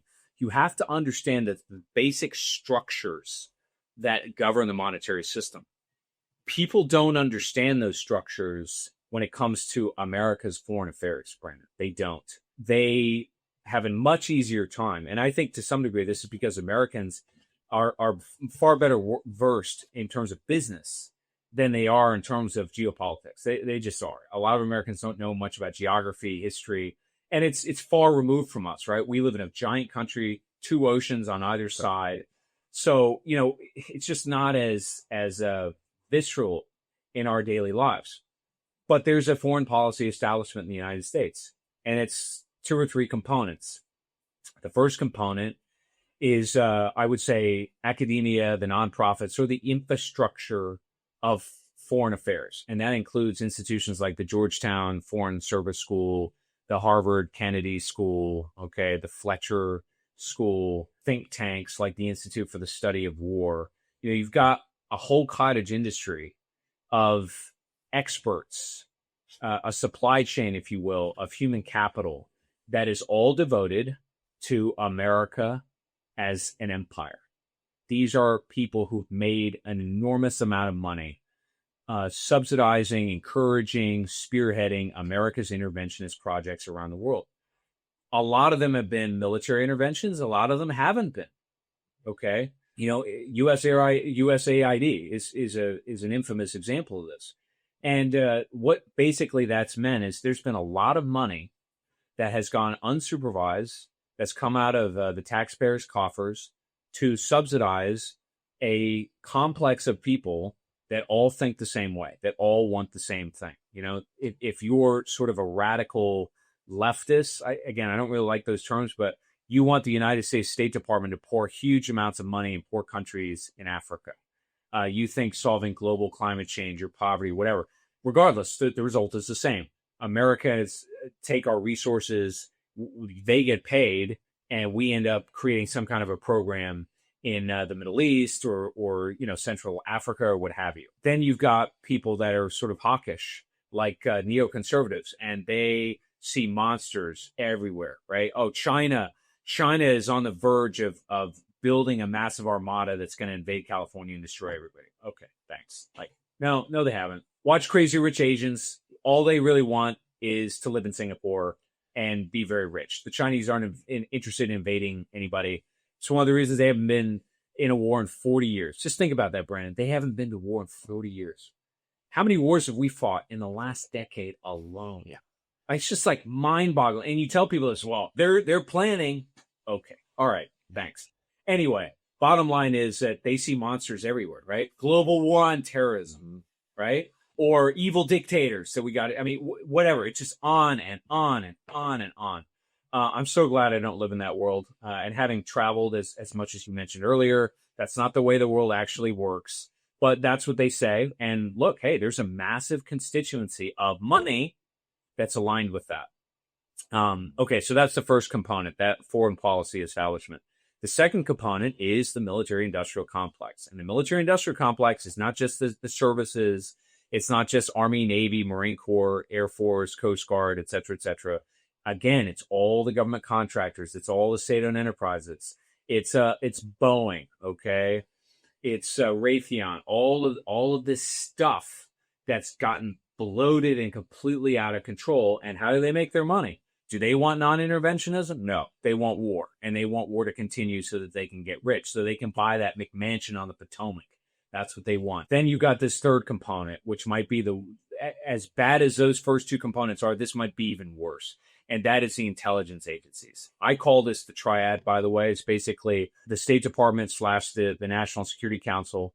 Then you've got the military-industrial complex, and then you've got the intelligence agencies, specifically the CIA and the NSA. I am not confident that the National Security Agency, which is run by DOD effectively, or the CIA, which is supposed to be run by the president, but we had a church commission in I think the 1970s, but the reality is, look, nobody has been supervising it at all. And what has the CIA been up to since 1945? Oh, God, I don't have time to relitigate all the crap that this rogue agency has engaged with. You know what I say to people, Brennan? They ask me about the CIA or whatever. I'm like, have you seen Mission Impossible? Have you seen Rogue State? The syndicate is real. Yeah, it's real. It's sitting in Langleaf. Okay, that's what it is. Or it's at MI6. That's what it is. It's out of control. The syndicate is real. It's out of control. And no president since probably Nixon, maybe before him, maybe Eisenhower, has really had some supervisory control of it. So if you add these things up, Yeah, we elected a president who said all these things, but then the implementation fails. Why does it fail? Because it's going through this structure that is invested monetarily and otherwise. It's not just money, by the way, it's also ideological in perpetuating wars for perpetual peace, right? That's what Gore Vidal famously said years and years ago. Perpetual war for perpetual peace. This is their vision. They have lost their minds. And Venezuela is just the latest gambit. The only additional thing I'll say to this is that at the core of my work, of the ideas that I discuss, things that you're familiar with, your audience probably less so, is that the United States government has been subverted. It's run by foreign entities, foreign powers, right, that are vested in the national security or the interests of other countries, not us. And unfortunately, if you read the new national security strategy, if you look at what Trump's doing, he's pivoting into Latin America. Now, I've lived and been to Mexico, Colombia, as far south as Argentina. Latin America is a mess. It's very difficult to rule anything down there. It's very difficult to impose stability in that part of the world, and it always has been. I mean, I'm talking before the Spanish Empire, before Cortez landed in the 1500s. It has been persistently unstable. And to the extent that anybody's been in control, you've had people like Maduro, caudillos, right? Basically men that are strong military / political leaders that hold everything together. Bukele is an example of this. And Bukele has actually said when he's been in the United States, he's told the truth to his credit. Hey, look, I locked up everybody I could. And he did. They're sitting in a giant prison. And that worked. It stabilized that country. He had to concentrate power. He had to use real state power to get control of the Hobbesian anarchy down there. I don't know if it's going to last. I think the Bitcoin experiment is the right track. In fact, I think Bitcoin is where a lot of Latin America is headed, because remember, Latin America, they're not going to do monetary policy themselves. I mean, their history down there with that is egregious, as you know, and they don't want to get trapped into being dominated by Beijing or Shanghai and DC and New York City. They don't want that. So what's a way out? Well, a way out is Bitcoin. Okay. And I can tell you, having been in Argentina, there is a very vibrant cryptocurrency community down there. So they're capable. They can do it, but they'll need a sort of pretext, which is probably going to be a crisis. Anyway, all that is to say that Trump came in with a very appropriate vision, but the implementation was never going to happen, because the premise of Donald Trump was that you could change a system, you could revolutionize a system, you could transform it root and branch internally. No, you can't do that. Systems just sort of, they got to break, and then you got to reform them from without. And your audience knows this well. It's called Bitcoin for a reason, right? It's outside the system. I mean, basically what I'm telling you is, it's like Jamie Dimon coming to both of us and saying, hey, don't worry. I've got the solution set for the financial system right here. I got it. I wrote it down. Just trust my JPME coin, and we'll ride that all the way. Yeah, okay, thanks. That's not going to happen. True change comes from outside systems, and that change is realized when the legacy system sufficiently breaks. What I'm telling you, what I'm communicating to your audience is, I think we're very close to some spectacular breakdown that all of a sudden is going to send people into Bitcoin and all kinds of other things that are going to change the world. When that happens, our empire will probably get liquidated too. And that is, I think the solution is that the money's got to stop flowing. That means that all of a sudden you're going to have to figure out where the dead bodies are. You're going to have to audit the Defense Department. You're going to have to figure out who the hell's really running the intelligence agencies, all this stuff. A cardiac arrest will do that. It will. All of a sudden, it'll just stop the system.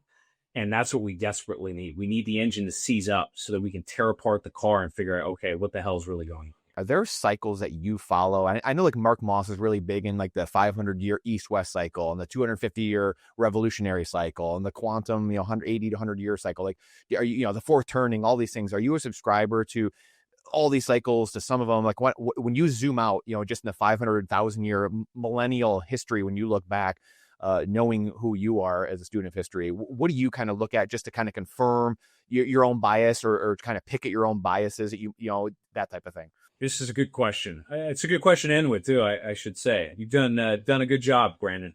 Sort of Yeah, pacing thank you. because there's a lot. There's just a lot going on. It is. So what we try to do is frank, because I don't know everything that's going on, right? I don't, and I try to be very honest about that because you do have these people that sort of present themselves as having the answer to everything. I'm guilty of that too. I think to some degree, Same. but Yep. I try to check myself as much as I can because I don't know everything. There's a lot in the system that I don't fully understand either. And remember, it's very opaque, it's complex, and it's complexifying. Okay. So anyway, the answer to your question is, yeah, cycles. What are they? They're circles. And the idea is that you get this sort of recursive thesis, antithesis, synthesis, kind of dynamic that exists in the world. The Chinese have there's a word in Chinese that's called wu wei, and wu wei means effortless effort. You'll hear a lot of Buddhists that talk about this concept, and the idea is basically flow. Being the athlete that you are, the hockey player that you are. I play basketball. Sometimes we'll talk about being in the zone, right? You're sort of in the zone when everything slows down, and you're not really doing anything. You're just sort of riding the wave. That's what cycles are sort of like.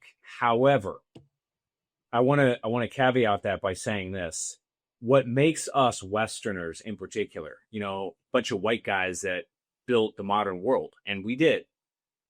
We should be very proud of that because the modern world has vastly improved the livelihoods of billions of people on this planet and continues to do so, including Americans, by the way. We believe in agency. And agency means that, yes, there are broader forces that we interact with on any given day that can overtake us. But we still have agency. We can still say, okay, these things are happening. I can still take action. I'm still an input. I can still shape to some degree where I'm going on this broader arc of history that I may be writing. And I say that in part because, yes, the underlying assumption, indeed the motif of this interview has been that we're headed for hard times. The age of prosperity is over. The age of scarcity is rising.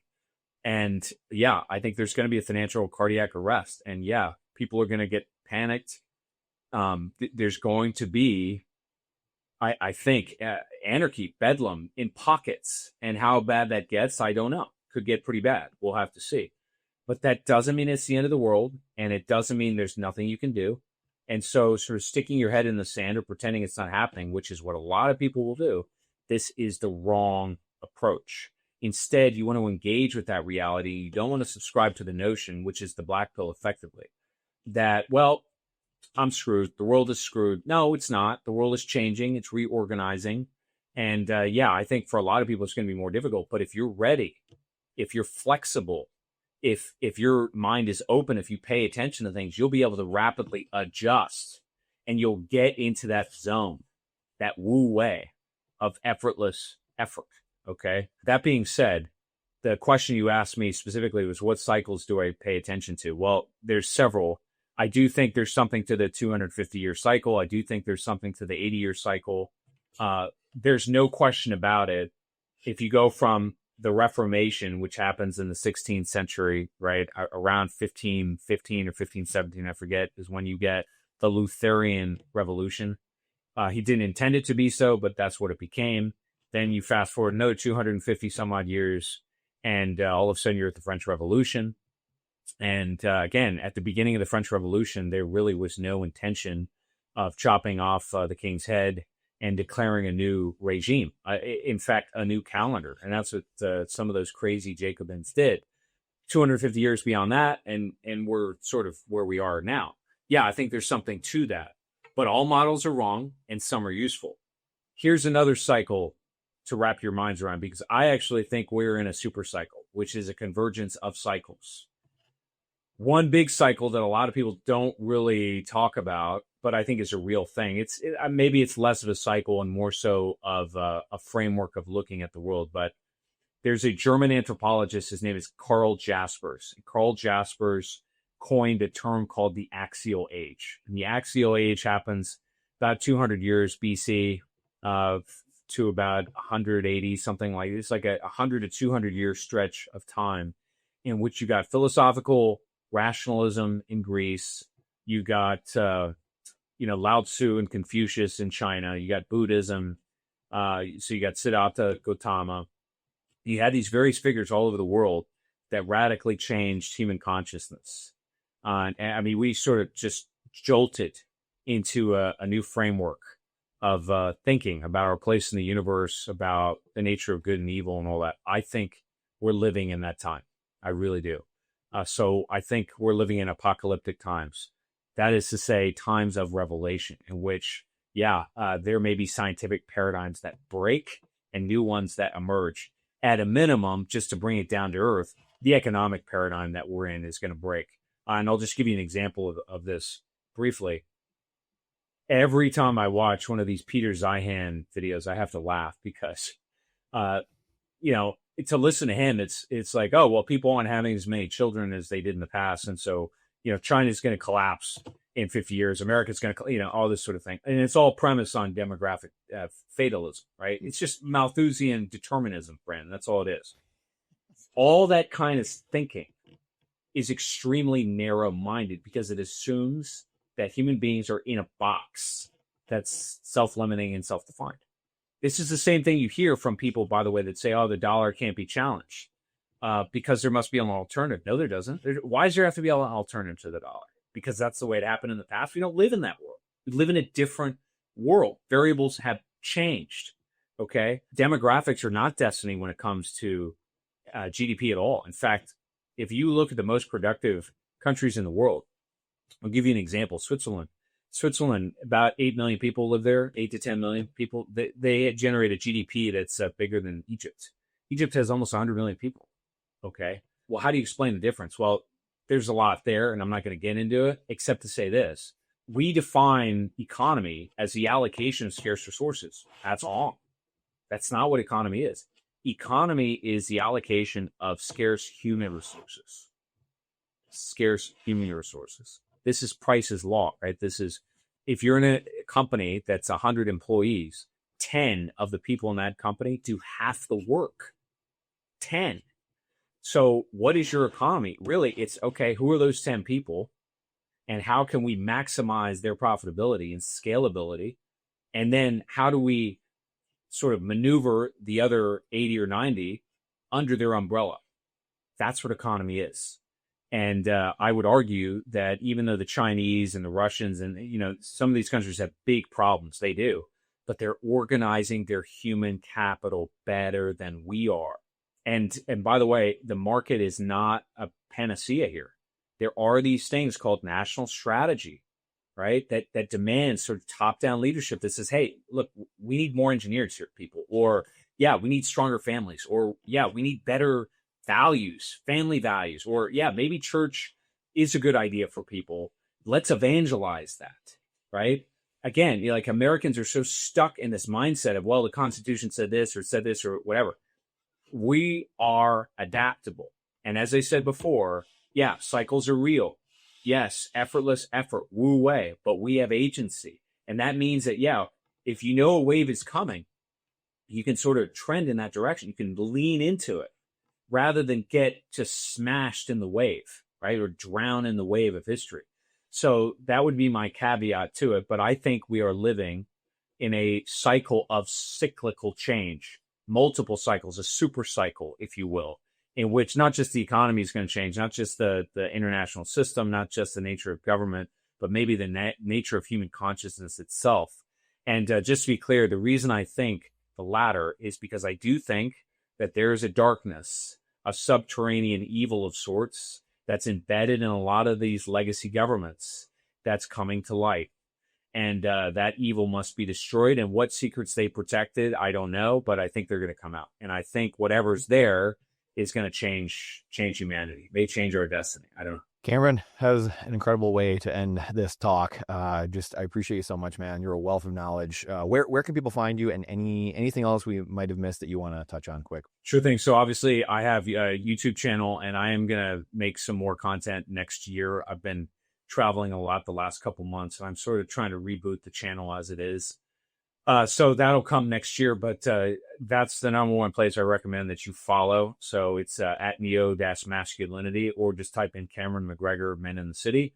And likewise for Substack. So my Substack is, I think it's Admin in the City, or just, again, type my name, Cameron McGregor Substack. It'll come up. I am on Twitter, but I haven't figured Twitter out, probably because I'm closer. I'm no longer on the sunny side of 40.